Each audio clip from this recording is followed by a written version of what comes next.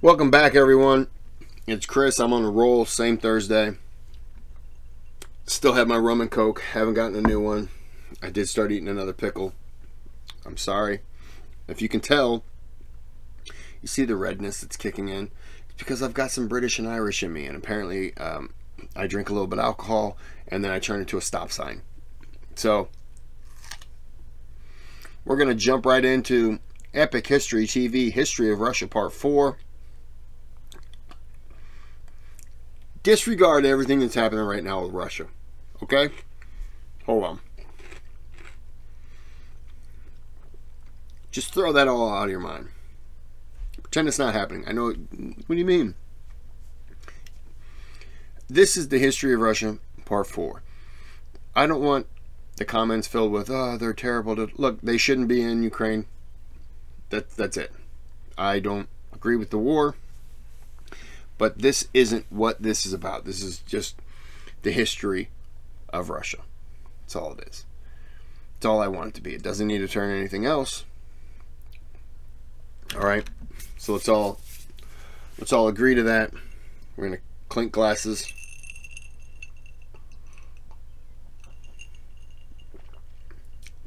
It's actually sweeter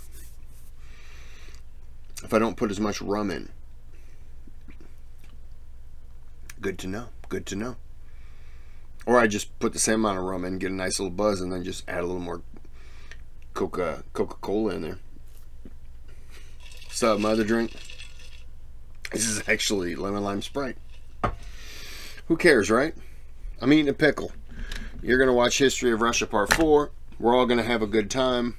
We're going to leave the current war out of this, even though I did say I don't think it's right. But we're moved on. We've moved on. All right? We moved on.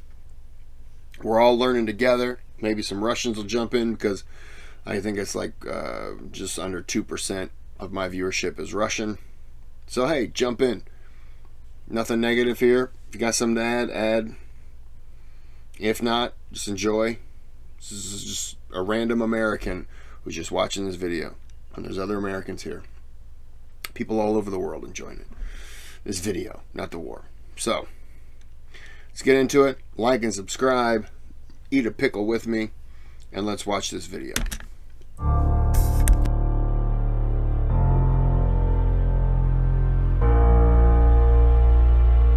(1825). Victory over Napoleon had confirmed Russia's status as a world power.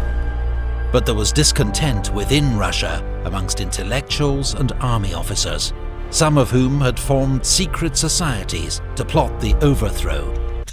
The Decembrists of Russia's autocratic system. When Emperor Alexander was succeeded, not as expected by his brother Constantine, but by a younger brother Nicholas, one of these secret societies used the confusion to launch a military coup. But the Decembrist revolt, as it became known, was defeated by loyalist troops, and the ringleaders were hanged. Others were sent into internal exile in Siberia. This was to become a common sentence for criminals and political prisoners in Tsarist Russia. Nicholas went on to adopt an official doctrine of orthodoxy, autocracy, and nationality. The state was to rest on the pillars of church, Tsar, and the Russian national spirit, a clear rejection of the values of European liberalism.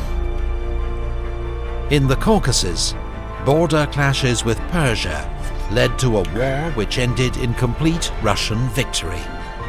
The Treaty of Turkmenchay forced Persia to cede all its territories in the region to Russia and pay a large indemnity. Russian support for Greece in its war of independence against the Ottomans led to war between Russia and the Ottoman Empire. Russian victory brought further gains in the Black Sea region. A Polish revolt. Now, around this time, was this when the Ottoman Empire was pretty much on the decline? because I know around World War I-ish, they were in massive decline. So I'm going to say they were in decline now. Led by young army officers, was crushed by Russian troops. Alexander Pushkin, Russia's greatest poet, was shot in a duel, and 2 days later died from his wounds.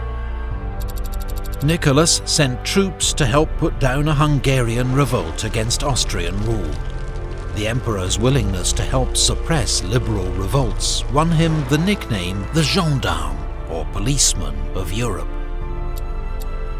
Russia's first major railway was opened, connecting St. Petersburg and Moscow. Alexander Herzen, a leading intellectual critic of Russia's autocracy, emigrated to London, where he continued to call for reform in his homeland. He'd later be described as the father of Russian socialism. I knew that last name, Herzen, but I'm sure I've heard it before, but I knew that last name, but I just didn't know what it was. But that makes sense, the socialism part, because I hear Americans, they're socialists. The Ottoman Empire, now known as the sick man of Europe, reacted to further Russian provocations by declaring war. The Russian Black Sea Fleet inflicted a crushing defeat on the Turks at the Battle of Sinope. But Britain and France, alarmed at Russia's southern expansion and potential control of Constantinople, declared war on Russia. The Allies landed troops in Crimea and besieged the naval base of Sevastopol, which fell after a grueling year-long siege. In the Baltic, British and French warships blockaded the Russian capital, St. Petersburg. Russia was forced to sign a humiliating peace, withdraw its forces from the Black Sea, and put on hold plans for further southern expansion.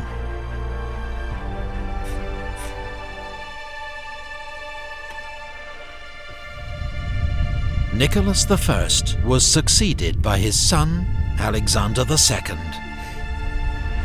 The Crimean War had exposed Russia's weakness. The country lagged far behind its European rivals in industry, infrastructure, and military power.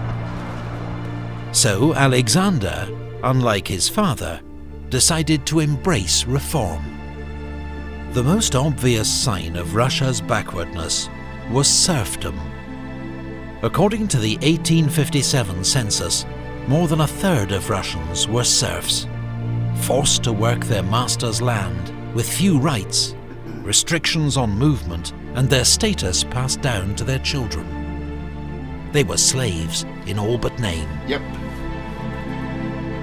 In 1861, Alexander II abolished serfdom in Russia. He was hailed as the liberator. But in reality, most former serfs remained trapped in servitude and poverty. That's funny, that emancipation of the serfs in 1861, it was the start of our Civil War, which in 1865 basically became the emancipation of slaves. So, he's 4 years ahead of us, basically. Alexander's reforms would continue with the creation of the Zemstva, provincial assemblies with authority over local affairs, including education and social welfare. In the Far East, Russia forced territorial concessions from a weakened China, leading to the founding of Vladivostok, Russia's major Pacific port. Another uprising by Poles and Lithuanians against Russian rule was once more crushed by the Russian army. In the Caucasus, Russia's long and brutal war against local tribes came to an end, with their leaders swearing oaths of loyalty to the Tsar. In Central Asia, the Russian Empire was gradually expanding southwards. Russian armies defeated the Emirate of Bukhara and the Khanate of Khiva, and by the 1880s, Russia had conquered most of what was then called Turkestan, today the countries of Kazakhstan, Uzbekistan, Kyrgyzstan, Tajikistan, and Turkmenistan. Imperial rivalry in Central Asia between Russia and Britain led to the Great Game, a 19th century version of the Cold War. Centered on Afghanistan, diplomats and spies on both sides tried to win local support, extend their own influence, and limit the expansion of their rival, while avoiding direct military confrontation. Russia decided to sell Alaska to America for $7.2 million. Many Americans thought it was a waste of money. Gold and oil were only discovered there much later. Oh. Leo Tolstoy's War and Peace was published, still regarded as one of the world's greatest works of literature. Never read it. The late 19th century was a cultural golden age for Russia, a period of literary greats and outstanding composers. Russia, in support of nationalist revolts in the Balkans against Ottoman rule, went to war with the Ottoman Empire once more. Russian troops crossed the Danube. Then, with Bulgarian help... Every time I see those paintings, I first think they're pictures. That's how good they are, to me. ...fought to secure the vital Shipka Pass. Not that one so much. Then they launched a bloody 5-month siege of Plevna in Bulgaria. Russia and her allies finally won victory, with their troops threatening Constantinople itself. But at the Congress of Berlin, Russia bowed to international pressure and accepted limited gains, in a settlement that also led to independence for Romania, Serbia, Montenegro, and later Bulgaria. Meanwhile, what pressure did they bow to? Just the world pressure at that time? within Russia, radical political groups were increasingly frustrated by Alexander II's limited reforms. There were several failed attempts to assassinate the emperor, but as he prepared to approve new constitutional reforms, he was killed in St. Petersburg by a bomb thrown by members of the People's Will, one of the world's first modern terrorist groups. This act of violence would lead only to a new era of repression. Did you know all epic history... I'm not expecting it to end when it does. I just keep thinking, it's going to keep rolling. I'm feeling very warm in my face. I'm very relaxed. Got a slight buzz. I'm enjoying the video. It's 6:10. I think I'm gonna go ahead and finish the history of Russia off on the next video. I think I'm gonna make another rum and coke. Having a good day, folks. Well, it's gonna be Sprite and Coke, but we'll get over it, right? We'll get through this together. You guys enjoying this? I am. I'm watching them all in one sitting, so it's a little different. You know, I did the World War I. I did 2 videos one day, and then 2 videos the next day, and then 1 video.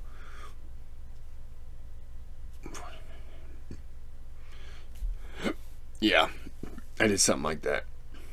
2, 2, 1. It was still interesting, but you know, I'm just kind of on a roll. This is really good. I'm gonna do the Napoleonic Wars tomorrow, so I might knock that one out. Anyways, I hope you guys are enjoying this. I really do. And if you're Russian, feel free to jump in, leaving out anything that's going on currently and just discussing the history. Yeah, I'm curious. Especially, I asked who the greatest military general was, and who the greatest military foe was. I thought it was Genghis Khan, however you say the name. I would think him, just because he was also, Mongols were big, but that was very early on in a way, so I don't know. But well, you know what, Napoleon, yeah, no, I guess, yeah, Napoleon would be. Because when I said Genghis Khan, I wasn't thinking of Napoleon. Hey, we're all friends here. So shut your tits. Alright, we're going to end this video here. Have a good day. Have a good night.